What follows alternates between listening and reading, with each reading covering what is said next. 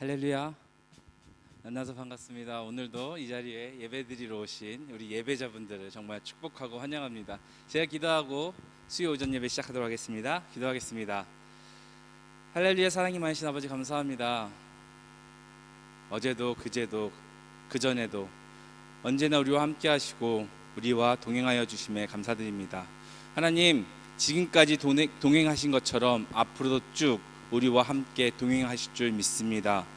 그 동행하심 가운데 우리가 아버지를 찬양하고 아버지께 예배드리며 아버지 앞에서 성장하는 자녀들이 될 수 있도록 주님 우리를 주관하시고 인도하여 주시옵소서. 때론 그 가운데 우리의 죄, 우리의 나약함, 우리의 연약함 때문에 아버지 앞에 멀어지려고 하고 아버지 앞에 무릎 꿇으려 하지 않는 순간이 있을 듯 합니다. 주님, 혹시 그 순간이 온다면 우리에게 조용히 다가와 아버지를 찾을 수 있도록 우리를 안아주시고 우리에게 주의 말씀을 속삭여 주시옵소서. 주님, 우리가 주 앞에 나아갑니다. 이 예배를 통해 주 앞에 무릎 꿇고 전진합니다. 주님, 우리와 함께하여 주시옵소서. 예수님의 이름으로 기도드렸습니다. 아멘. 다 함께 박수 치면서 내가 예수 믿고서 찬양하시겠습니다.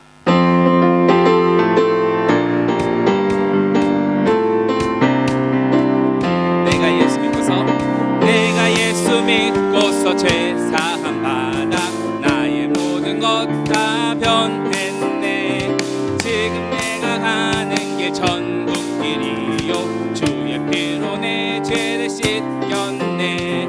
나의 모든 것 변하고 그 피로 구속 받았네. 하나님은 나의 구원 되시오니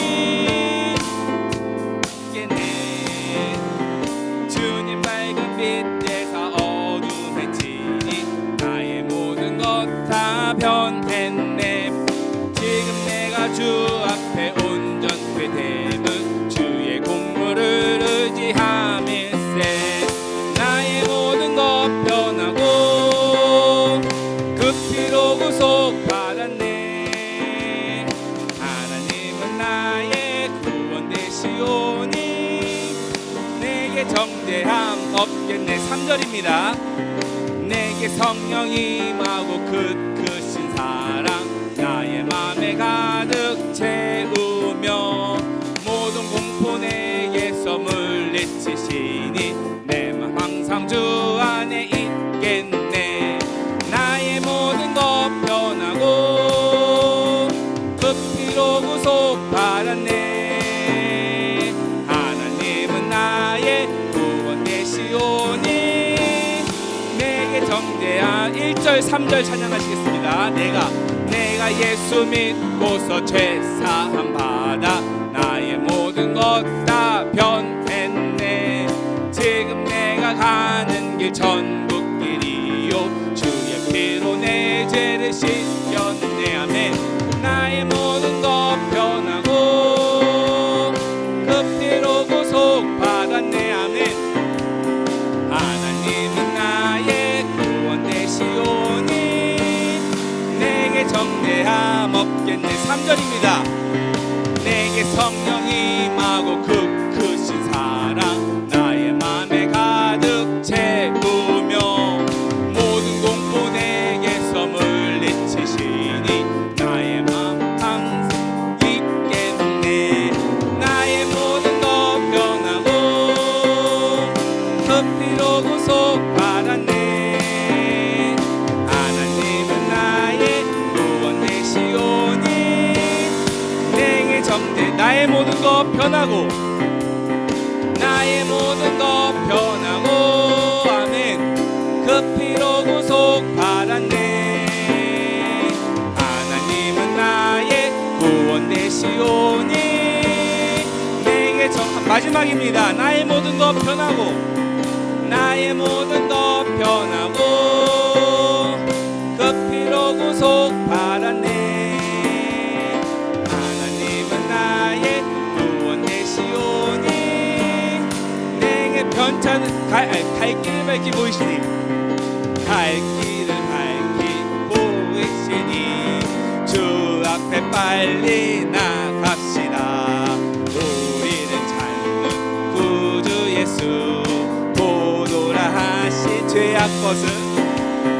죄악 벗은 우리 영혼은 기뻐 뛰며 주를 보겠네. 하늘에 계신 주 예수를. 우리 한 번 더 1절 찬양하시겠습니다. 갈 길을 밝히 보이시니 주 앞에 빨리 나갑시다. 우리를 찾는 구주 예수 고도라 하시네.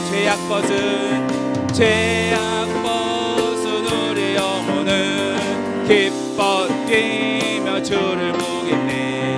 하늘에 계신 주 예수를 영원히 섬기니 우리를 오라 하시는 말 기쁘게 듣고 순종하세. 구주를 믿기 지체 말고 속속히 나가세. 죄악 벗은 우리 영혼은 기뻐 뛰며 주를 보겠네. 하늘에 계신 주 예수를 영원히 섬기. 주 오늘 여기 계시오니 다 와서 주의 말씀 듣세. 듣기도 하며 생각하니 참 진리시로다. 아멘. 죄악 벗은 우리 영혼은 기뻐 뛰며 주를 보겠네. 하늘에 계신 주 예수를. 우리 다 함께 1절 3절 찬양하시겠습니다. 갈 길을 밝히 보이시니 주 앞에 빨리 나갑시다. 우리를 찾는 구주 예수 고도라 하시네. 죄악 벗은 우리 영혼은 기뻐 뛰며 주를 보겠네. 하늘에 계신 주 예수를 영원. 주 오늘 여기 계시오니 주 오늘 여기 계시오니 다 와서 주의 말씀 듣세. 듣기도 하며 생각하니 참 진리시로다. 아멘. 죄악 벗은 우리 영혼은 기뻐 뛰며 주를 보겠네. 하늘에 계신 주 예수를 영원. 죄악 벗은 우리 영혼은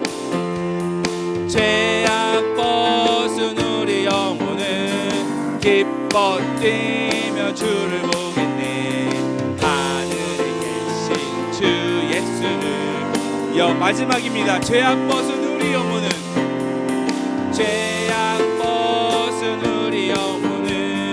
기뻐 뛰며 주를 보겠네.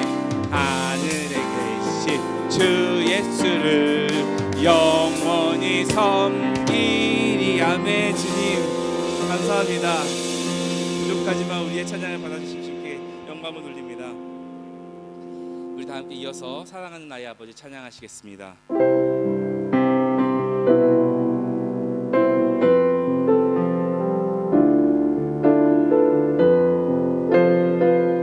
사랑하는 나의 아버지,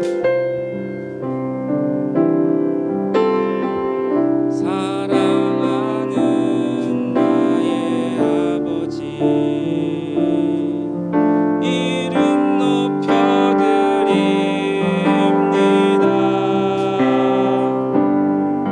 주의 나라 찬양 속에 임하시니 능력에 주께 찬송하네. 전능하신 하나님 찬양, 언제나 동일하신 주. 전능하신 하나님 찬양 영원. 우리 다 함께 처음부터 찬양하시겠습니다. 사랑하는 나의 아버지, 사랑하는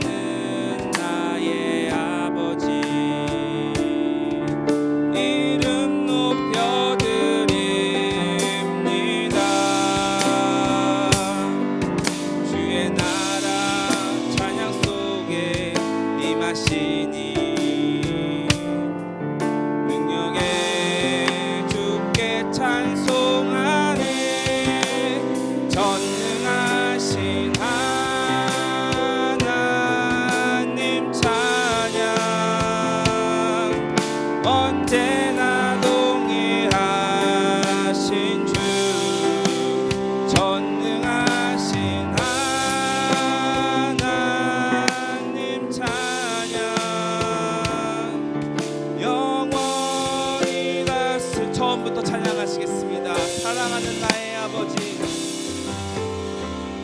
사랑하는 나의 아버지, 이름 높여드립니다. 주의 나라 찬양 속에 임하시니 능력에 주께 찬송하네.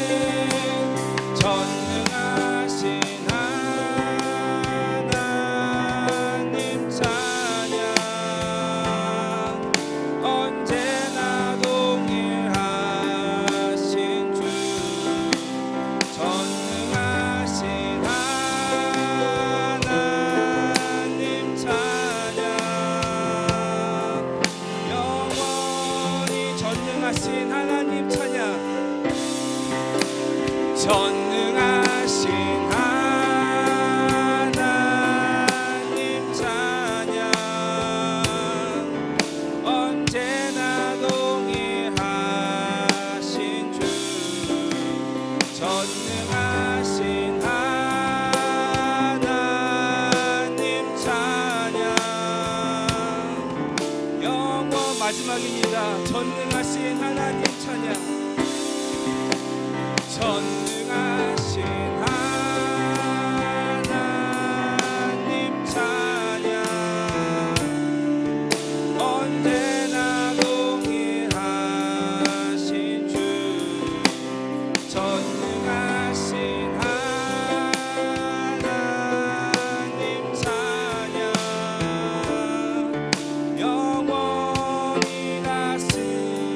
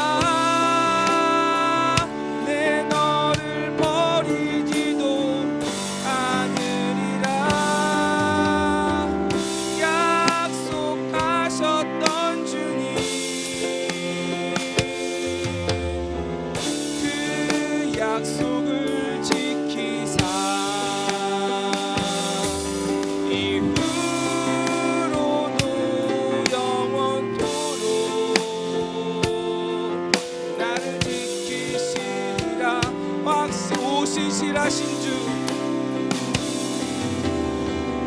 오직 신실하신 주, 오직 신실하신 주, 내 너를 떠나지도 않으리라, 내 너를 버리지도 않으리라. 약속하셨던 주님,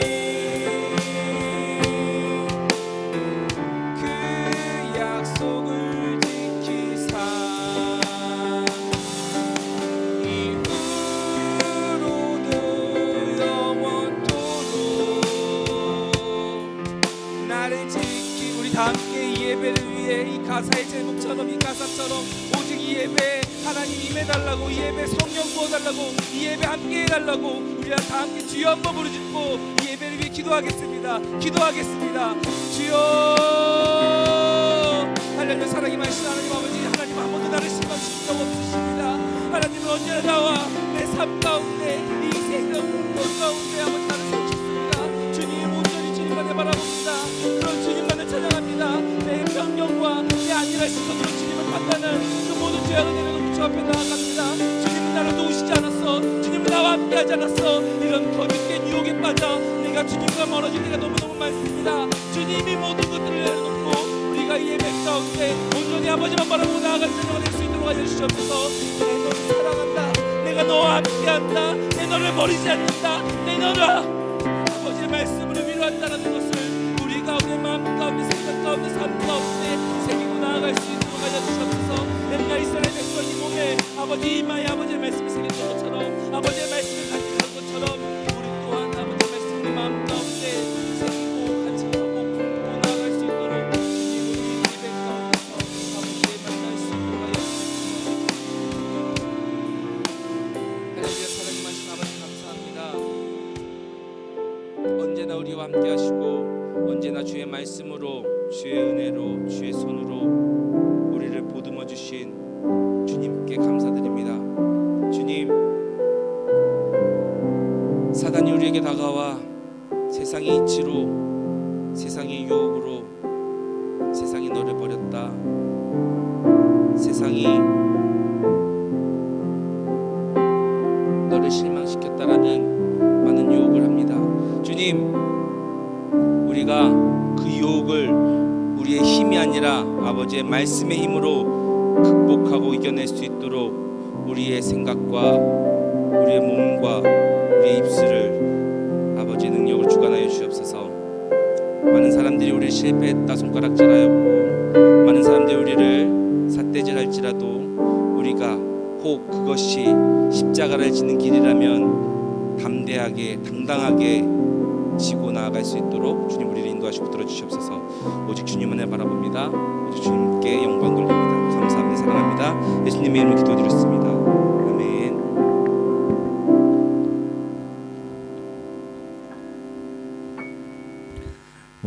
오늘 함께 나누신 말씀은 구약성경 신명기 34장 1절에서 12절까지의 말씀입니다.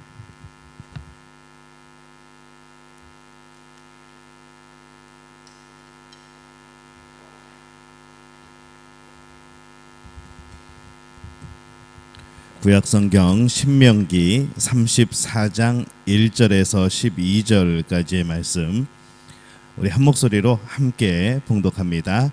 모세가 모압 평지에서 느보산에 올라가 여리고 맞은편 비스가 산꼭대기에 이르러 여호와께서 길르앗 온 땅을 단까지 보이시고 납달리와 에브라임과 므낫세의 땅과 서해까지 유다 온 땅과 네겝과 종려나무의 성읍 여리고 골짜기 평지를 소할까지 보이시고 여호와께서 그에게 이르시되 이는 내가 아브라함과 이삭과 야곱에게 맹세하여 그의 후손에게 주리라 한 땅이라. 내가 내 눈으로 보게 하였거니와 너는 그리로 건너가지 못하리라 하시매, 이에 여호와의 종 모세가 여호와의 말씀대로 모압 땅에서 죽어 벳부올 맞은편 모압 땅에 있는 골짜기에 장사되었고 오늘까지 그의 묻힌 곳을 아는 자가 없느니라. 모세가 죽을 때 나이 120세였으나 그의 눈이 흐리지 아니하였고 기력이 쇠하지 아니하였더라. 이스라엘 자손이 모압 평지에서 모세를 위하여 애곡하는 기간이 끝나도록 모세를 위하여 30일을 애곡하니라. 모세가 눈의 아들 여호수아에게 안수하였으므로 그에게 지혜의 영이 충만하니 이스라엘 자손이 여호와께서 모세에게 명령하신 대로 여호수아의 말을 순종하였더라. 그 후에는 이스라엘에 모세와 같은 선지자가 일어나지 못하였나니 모세는 여호와께서 대면하여 아시던 자요 여호와께서 그를 애굽 땅에 보내사 바로와 그의 모든 신하와 그의 온 땅의 모든 이적과 기사와 모든 큰 권능과 위엄을 행하게 하심에 온 이스라엘 목전에서 그것을 행한 자이더라. 아멘. 할렐루야. 하나님의 은혜가 오늘 수요일 아침에 하나님 앞에 예배드리는 우리 믿음의 가족들에게 함께 하시기를 예수님의 이름으로 축원합니다. 우리 옆에 분들하고 인사하겠습니다. 오늘이 복된 날입니다. 한 번 더 인사합니다. 오늘이 행복한 날입니다. 진정으로 복되고 또 행복한 날이 되어지시기를 바랍니다. 이펙터가 들어가 있나요? 예. 깔끔한 소리, 명확한 소리를 부탁드리겠습니다. 우리 계속해서 우리 구약 성경의 창세기, 출애굽기, 그리고 레위기, 민수기, 신명기, 오늘 이제 신명기까지 왔는데요. 이 출애굽기에 연결 지어서 오늘 본문의 말씀은 신명기고요. 우리가 이 성경의 구약 성경의 초반부에 이 창세기부터 시작해서 여러 가지 작품들과 또 성경에 대한 작품들과 또 지도를 보면서 계속해서 말씀을 나누고 있습니다. 오늘이 이게 이제 시리즈인데 오늘 이제 첫 번째 시리즈의 마지막 말씀이 됩니다. 걱정하지 마실 것은 앞으로 시리즈가 4개나 더 남아 있습니다. 이제 첫 번째가 끝난 거니까요. 조금 쉬었다가 또 이제 두 번째 시리즈는 또 다음에 시작을 하도록 하겠습니다. 오늘은 느보산에서라는 제목으로 여러분과 함께 말씀을 나눕니다. 돈 많은 이 형이 이제 사망을 하게 되었습니다. 죽기 직전에 동생에게 유언을 남기죠. 동생아, 내 대신 재산을 다 정리해라. 그리고 내 형수에게는 네가 원하는 만큼만 주고 그 나머지는 네가 다 가져라. 그럽니다. 이게 동생이 욕심이 많았던 모양입니다. 그래서 빨리 재산을 정리하고 한 10억이 됩니다. 그래서 10억 중에서 형수에게 얼마를 줬을까요? 1억? 야, 굉장히 마음이 후하십니다. 형수에게 1,000만 원만 주고 9억 9천을 자기가 동생이 가져버립니다. 근데 가만히 형수가 생각해 보니까 자기 남편이 그럴 리가 없는데 왜 그랬을까? 그러면서 이제 소송을 걸게 되죠. 이거 뭔가 잘못된 겁니다. 이게 소송을 걸었습니다. 근데 이 재판관이 이게 굉장히 또 지혜로운 사람입니다. 동생에게 물어보죠. 형님의 유언이 무엇이었습니까? 그랬더니 동생이 말합니다. 형수에게는 네가 원하는 만큼만 주고 나머지는 네가 다 가져라 라고 이제 말을 했다는 것이죠. 그러니까 네가 원하는 만큼 주고 나머지는 네가 다 가져라. 재판관이 가만히 생각을 해보니까 그러면 당신은 지금 9억 9천만 원을 원한 거네요? 라고 물어봅니다. 동생이 대답하죠. 네, 맞습니다. 내가 원한 건 9억 9천만 원입니다. 그리고 나머지는 형수에게 준 겁니다. 그랬더니 재판장이 그럽니다.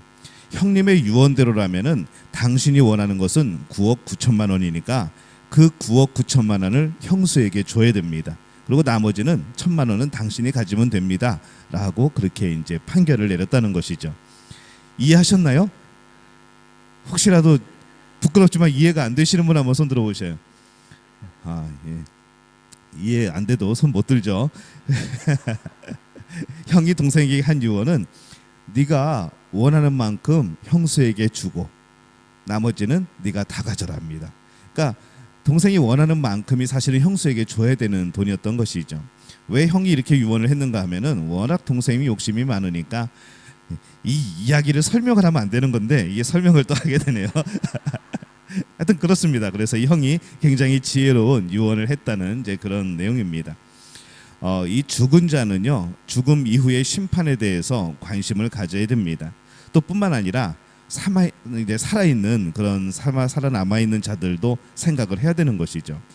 그래서 이 죽음이 그냥 나의 죽음으로 끝나는 것이 아니라 이 살아있는 사람들에 대한 영향을 끼치게 되고 또 그 영향으로 평생을 간직하며 살아가기 때문에 이 죽음이 결코 개인적이고 사적인 일만은 아니라는 겁니다. 그래서 진정으로 의미 있는 삶은 무엇인가 하면은 죽음의 관점에서 보면은 삶을 바라볼 때, 죽음의 관점에서 삶을 바라보게 될 때에 이제 생겨나게 되는 것이죠. 죽음 이후에 어떤 이름을 남길 것이고 어떤 유산을 남길 것인가, 이것을 우리는 늘 고민을 해야 됩니다. 오늘 살고 있는 우리도 동일한 원리로 살아가야 되는 것이죠.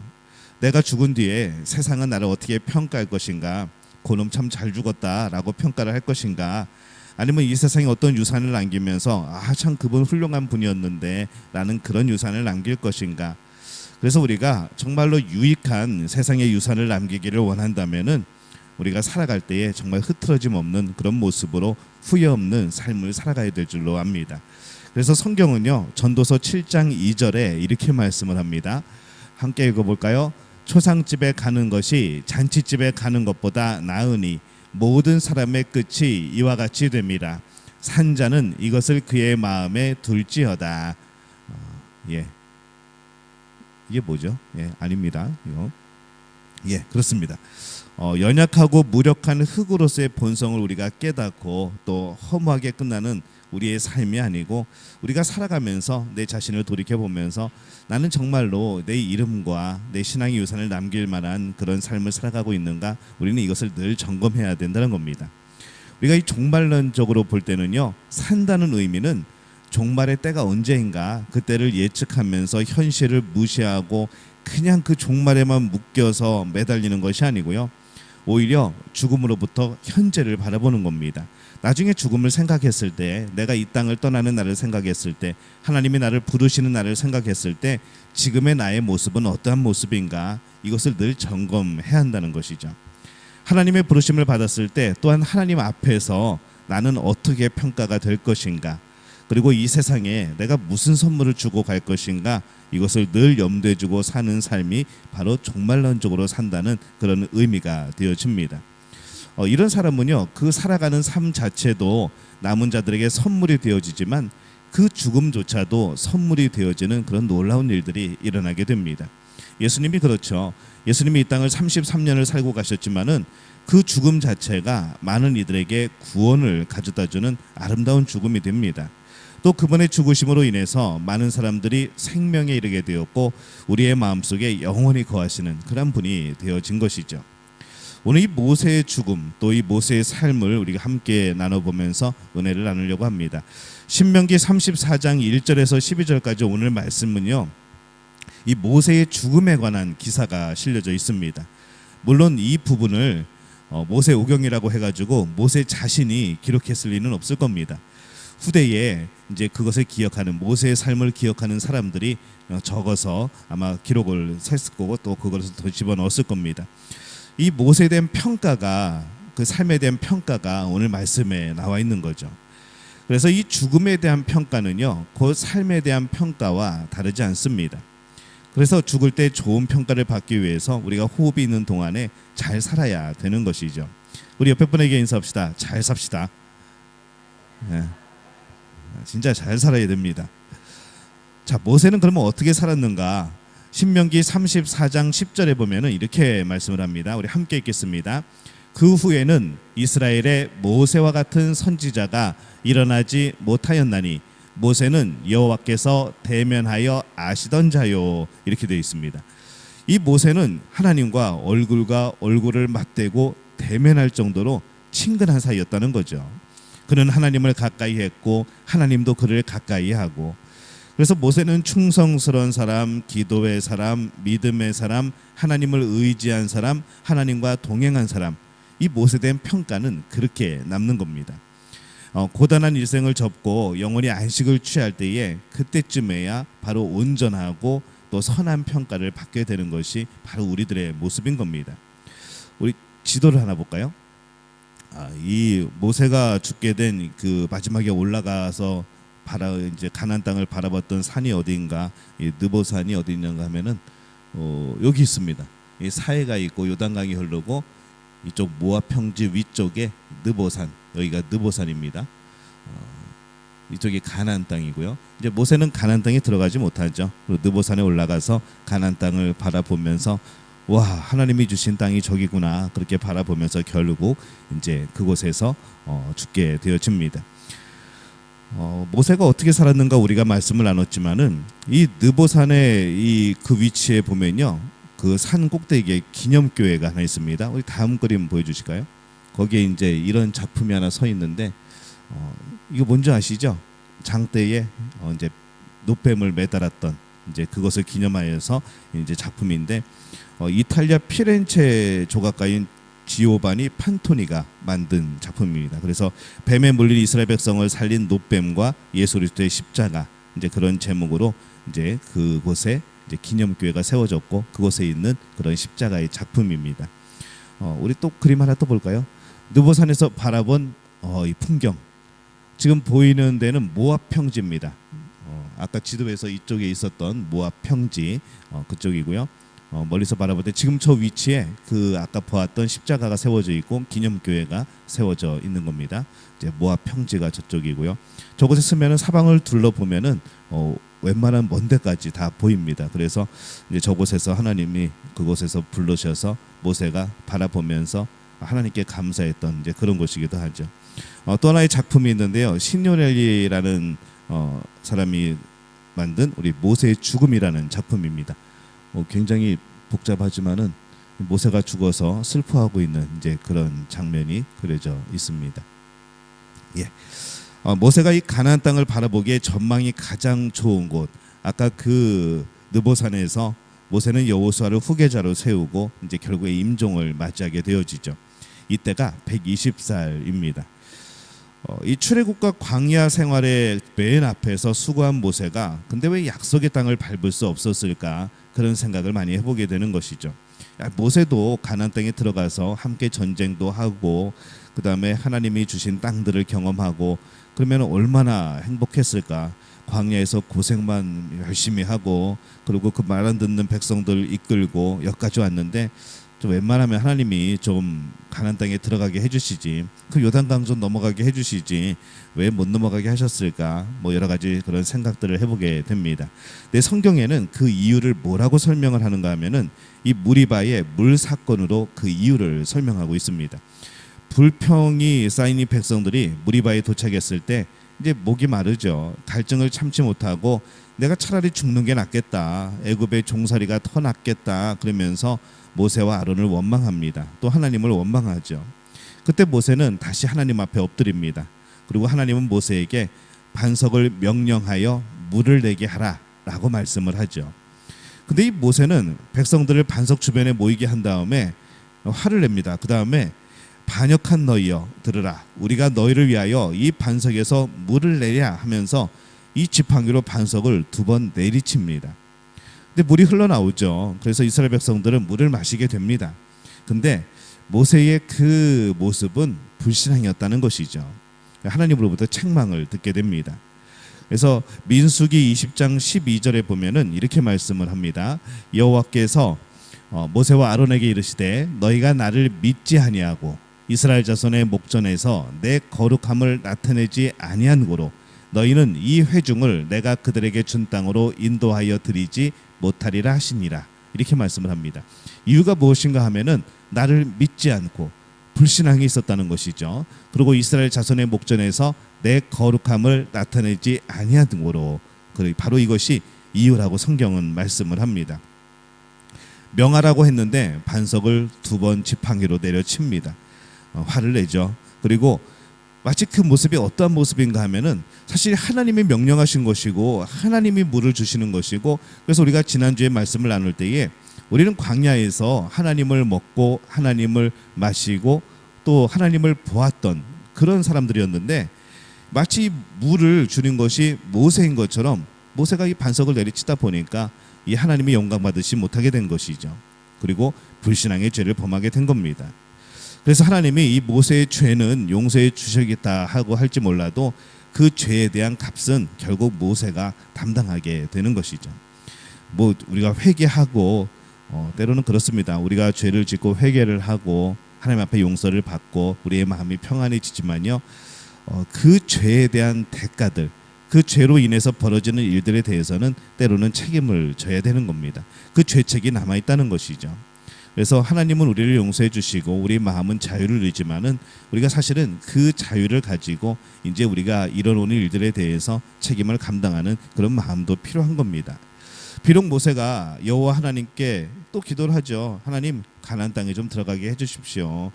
간청을 하지만은 하나님의 응답은 노였습니다. 안 된다였다는 것이죠.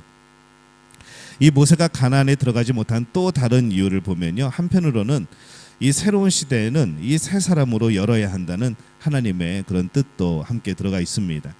이전의 세대 역사는 끝나고 새로운 세대가 마음을 새롭게 하고 이 가나안 땅으로 들어가야 된다는 이 하나님의 마음이 있었던 것이죠. 더욱이 모세의 무덤이 어딘지도 모릅니다. 또 하나님이 그렇게 만드셨죠.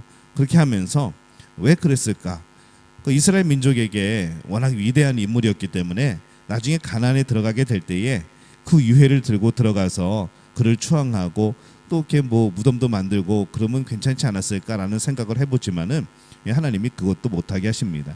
왜냐하면은 그렇게 가지고 들어가서 무덤을 만들고 뭐 기념비를 세우고 이렇게 되면 결국 어떻게 되는가 하면은 모세를 통해서 하나님을 바라보는 것이 아니라 이 모세 자체를 하나님처럼 섬기게 되어지는 우상이 되어버리는 이제 그런 것들을 미리 방지하기 위하여서 하나님이 그렇게 하신 것이죠. 모세가 위대한 인물이지만은 하나님보다 위대할 수는 없는 겁니다. 하나님과 대면한 사람이지만은 모세가 하나님은 아니라는 것이죠. 그래서 이 모세는 하나님의 명령을 듣고 그의 사명을 정리하면서 이제 아름다운 퇴장을 준비를 합니다. 아름다운 퇴장을 하면서 이 모세가 백성들에게 남긴 것이 있습니다. 그래서 선물을 준 거죠. 이 죽음을 통하여 선물을 주게 되었는데 그 첫 번째 선물이 무엇인가 하면은 이스라엘 앞에 하나님의 율례를 베풉니다. 다시 말하면은 하나님의 말씀을 선포하고 기록한 것이죠. 전통적으로 구약 성경의 첫 5권의 책, 모세 오경이라고 부릅니다. 율법서라고 부르죠. 그래서 보통 토라라고 부르기도 합니다. 이거 이제 모세가 썼다고 알려져 있습니다. 창세기, 출애굽기, 레위기, 민수기, 신명기, 이거 이제 5권이 이제 모세의 기록이라고 그렇게 이제 기록을 합니다. 근데 비록 모세가 가나안에 들어가지는 못했지만은 창세기를 통해서 무엇을 남겼는가 하면은 인류의 기원이 어떻게 되는가, 인류의 타락과 현재 상태가 어떻게 되는가, 그리고 하나님의 이 구원의 역사가 어떻게 이루어져 가고 있는가, 그것을 기록을 합니다. 또 출애굽기를 통해서 하나님의 주권적 역사에 의해서 이스라엘 민족이 노예에서 해방되어 자유를 얻고 또 언약을 통해서 하나님의 거룩한 백성이 된 것을 보여주죠. 또 레위기에서는 하나님의 거룩한 백성으로 내가 어떻게 하나님 앞에 거룩하게 나아갈 수 있을까, 내가 어떻게 하나님과 늘 동행하며 살아갈 수 있을까, 그 방법을 이제 기록을 하게 됩니다. 민수기에서는 광야 생활을 하는 이스라엘 민족의 반항적인 모습을 묘사를 하죠. 그리고 인구를 조사함으로 인하여서 하나님이 얼마나 우리에게 약속대로 또 부흥케 하시고 번성케 하셨는가, 이것을 기록을 합니다. 그다음에 신명기는 이제 약속의 땅을 목전에 두고 광야 2세들에게, 광야에서 태어난 2세들에게 3편의 설교를 하죠. 그러면서 하나님이 주신 계명을 다시 한번 가르칩니다. 그래서 신명기에 보면은 이 10계명이 다시 한번 등장을 하게 되죠. 그리고 이스라엘 백성들이 하나님의 말씀에 따라 살면은 복을 받고 거역하고 불순종하게 되면은 이 젖과 꿀이 흐르는 가나안 땅에 들어가서라도 패망하고 환난을 당하게 될 것이라는 그런 말씀이 주어지게 됩니다. 결국 모세가 당부하고자 한 것이 무엇인가 생각해 보면은 우리 신명기 6장 4절에서 5절 말씀 보면은 결국 모세는 이 말을 하고 싶었던 것이죠. 우리 함께 읽어보겠습니다. 이스라엘아 들으라, 우리 하나님 여호와는 오직 유일한 여호와이시니 너는 마음을 다하고 뜻을 다하고 힘을 다하여 내 하나님 여호와를 사랑하라. 이 모세는 이 말을 하고 싶었던 겁니다. 이 앞에가 뭐라고 표현되어 있는가 하면은 쉐마 이스라엘이라고 표현이 되어 있습니다. 뭐냐면은 들어라 이스라엘아, 이스라엘아 들어라 라고 시작을 하게 되죠. 굉장히 유명한 말씀이고 이 정말 모세가 하고 싶었던 그런 이야기가, 그 마음이 바로 요 말씀입니다. 모세가 죽을 때 120세였다고 그랬습니다. 근데 눈이 흐리지 않았고 기력이 쇠하지 않았다고 성경은 기록을 하죠. 그 아까 산에 오를 만큼 아직도 건강한 상태입니다. 그러면서 그는 차분히 일생을 마무리하면서 이 후손들에게 제일 유익이 될 선물들을 준비를 했던 거죠. 바로 하나님을 하나님으로 삼고 하나님을 사랑하는 것. 이것은 그 어느 것과도 비교할 수 없는 값진 유산이었고 모세의 선물이었습니다. 두 번째로 이 모세가 어떤 선물을 주었는가? 임종 직전의 모세는 아브라함과 이삭, 야곱처럼 이스라엘 자손들을 축복을 합니다. 어떤 인물인지, 성경에 나오는 어떤 인물인지 또 어떠한 중요성을 가졌는지에 따라서 좀 달라지기는 하지만은 이 사람의 입에서 나온 말에는 효력이 있다고 여겨집니다. 특별히 이 하나님의 은혜를 받은 사람, 하나님의 기름 부음을 받은 사람은 특별한 축복권이 인정이 되었던 것이죠. 그래서 창세기 27장 보면은 이 이삭의 축복 기도를 받기 위해서 그 장자에게 내려지는 그 축복의 기도를 받기 위해서 그냥 아들들이 싸우고 속이고 막 도망 다니고 엄마랑 이렇게 막 작당을 하고 막 이런 모습들이 등장을 합니다. 그 축복 기도 하나를 받으려고 막 집안이 정신이 없는 것이죠. 그렇게 하는 이유가 뭘까? 왜 그렇게까지 해야 되는가라고 생각을 해보면요, 이삭의 축복은요 단순히 덕담을 하는 게 아닙니다. 그게 그 기도가 현실이 되는 겁니다. 그렇다 보니까는 이 순종의 사람이, 그 이삭이 하나님으로부터 받은 복, 본인도 아버지에게 그런 축복을 받죠. 축복 기도를 받죠. 그래서 그 복은 바로 또 이삭을 통하여서 자녀들에게 이어지게 되는 겁니다. 그 복은 어디를 가든지 형통하고 평안한 그런 복입니다. 그리고 실제로 그것이 축복한 대로 이루어지는 것이죠. 그래서 그 기도를 받으려고 그 난리를 치고 그 분란이 일어나고 그러는 겁니다. 우리 가끔 제가 안수기도도 하고 제가 여러 가지 여러분들께 새벽에 기도할 때도 그렇고, 여러분 그거 사모하시기 바랍니다. 저는 여러분에게 여러분에게 복을 줄 능력은 없습니다. 저 살기도 바쁩니다. 제가 여러분에게 복을 줄 수는 없지만은 제가 복을 빌 수는 있는 것이죠. 그게 저에게 주어진 사명이기도 하고, 그래서 우리가 또 새벽에 여러분들 이름 불러가면서 기도해드리고 가끔 우리가 안수기도도 하고 그러는 거 여러분 사모하시기를 바랍니다.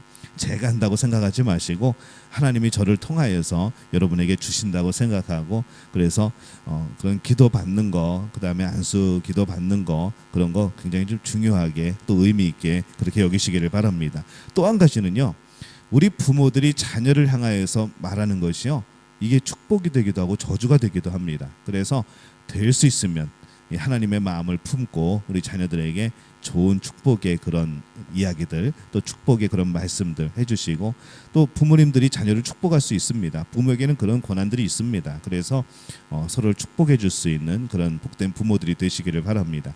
꼭 우리 아이만 축복하지 말고요, 우리 믿음교회 같이 안에 있는 우리 지체들, 다른 아이들, 다른 분의 자녀들을 위해서도 축복해 주고 하면요, 진짜 나중에 여러분 보십시오, 그들이 놀라운 복을 받게 됩니다. 그래서 우리의 입술에서 나오는 말이 축복의 언어라고 한다고 한다면 그것은 하나님께서 보증해 주시고 이루어 주시는 그런 놀라운 은혜인 줄로 믿습니다. 네, 아멘 하신 분 더 많이 복 받으시기를 바랍니다. 야곱도 비록 험악한 인생을 살았지만 하나님께서 늘 동행하시고 보호하시는 은총을 입은 자였습니다. 애굽에서 12명의 아들을 모아놓고 또 축복을 하는 것이죠.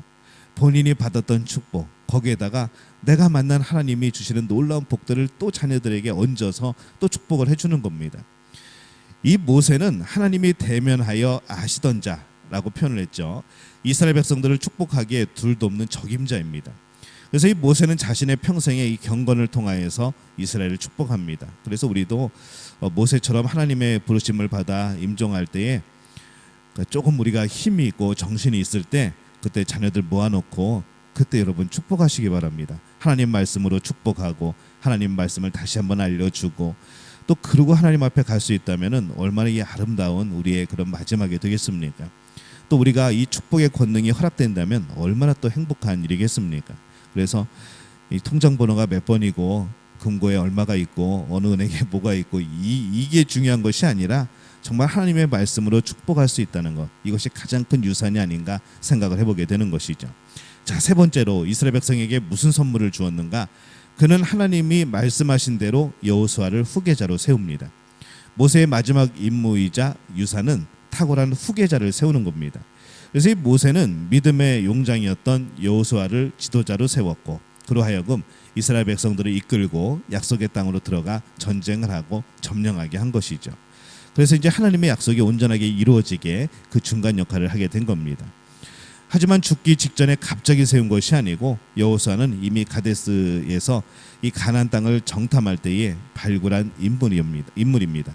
그리고 그 이후에 40년 동안 자신의 뒤를 이어서 하나님의 명을 받고 이스라엘을 이끌어갈 사람으로 키워졌던 것이죠. 그래서 여호수아는 갈렙과 더불어서 가나안 땅을 차지할 수 있는 긍정적인 보고를 했던 사람이고 모세와 함께 했던 자고 또 모세가 다 이루지 못하였던 그런 일들을 사역을 성취하는 그런 적임자였던 겁니다. 그래서 이 모세는 인재를 키우면서 이 민족의 장래를 미리 준비한 거죠.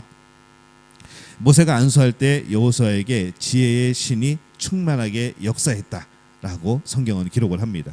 그래서 후임자가 빛을 얻으면요 사실 어떤 분들은 두려워합니다. 야, 내가 열심히 했는데 후임자가 와가지고 더 잘하면은 내가 잊혀지진 않을까, 내가 내 빛이 작아지진 않을까, 그러면서 견제하고 막 경계하는 그런 사람들도 있습니다. 하지만은 이 모세는 마음을 다해 자신에게 함께하셨던 하나님을 기억하면서 그 영이 여호수아에게도 임하기를 바랬던 것이죠. 백성들은 모세에게 순종한 것처럼 여호수아에게도 순종합니다. 사람이 바뀌고 지도자의 이름은 변해도 하나님의 영원한 역사는 계속되는 것을 확인을 우리가 할 수 있는 것이죠. 담임 목사가 바뀐다고 교회가 달라지는 것 아닙니다.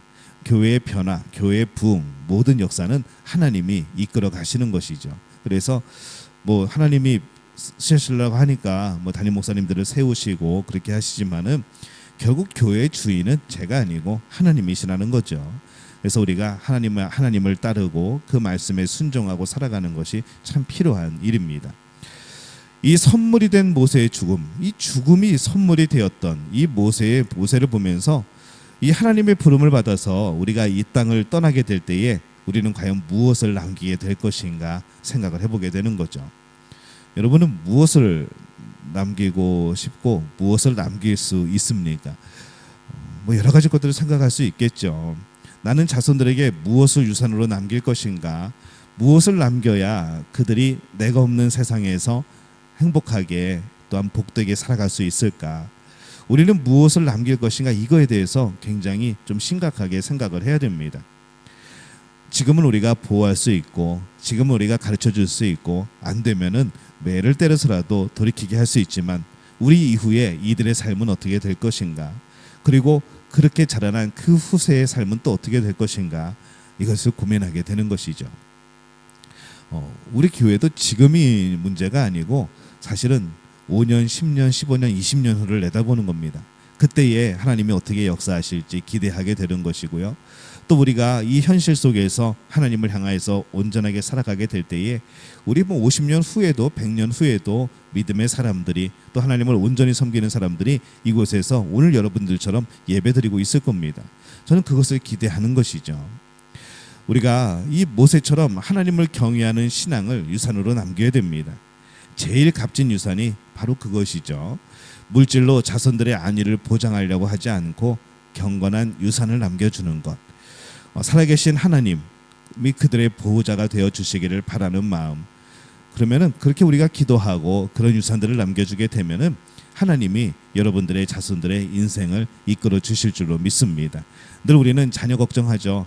얘네들 어떻게 해야 되나, 어떻게 보내야 되나, 어떻게 결혼을 시켜야 되나, 어떻게 직장을 또 들어가게 해야 되나, 또 어떻게 어디 자리를 잡고 살아가게 해야 되나. 여러분이 할 수 있는 것이 뭐 얼만큼 될까요? 여러분이 얼만큼 할 수 있을까요? 차라리 하나님께 맡기시면 더 마음이 편하지 않을까 그런 생각도 해봅니다. 우리보다 능력이 있으신 분이 내 자녀를 나보다 더 사랑하시는 하나님이 이끌어 주신다면은 그 인생이 복된 인생이 되어지지 않겠습니까? 그리고 내 자신이 사후에 어떻게 평가가 될 것인가 날마다 이것을 염두에 두면서 살아가야 되는 것이죠. 뭐 겉으로 그렇게 하라는 것이 아니라 우리의 진심을 다해서 그것을 염두에 두고 살아가면은 또 그렇게 삶에서 배워 나오는 겁니다. 내가 죽었을 때 사람들과 역사는 나를 어떻게 기록하고 평가할 것인가? 내가 하나님 앞에 섰을 때 또 하나님은 나의 삶을 어떻게 평가하실 것인가? 이것이 바로 우리가 끊임없이 물으면서 해야 될 질문이라는 겁니다. 사실은 묻는 데서 그치는 것이 아니고 그 대답이 긍정적인 대답이 되어야겠죠. 또 실제적으로 부끄러움 없는 그런 삶이 되도록 늘 행동하며 살아가야 됩니다. 오늘 우리의 삶은 어떠한 모습입니까? 이 모세의 죽음조차도 선물이 되었던 것, 우리도 그런 선물을 남기지 않으시겠습니까? 오늘 우리의 삶이 늘 하나님 앞에 온전히 서게 될 때에 또 우리 후손들에게 하나님을 기억하게 되는 그런 놀라운 선물을 주고 살아가는 그런 복된 우리의 믿음 가족들이 되어지시기를 예수님의 이름으로 축원합니다.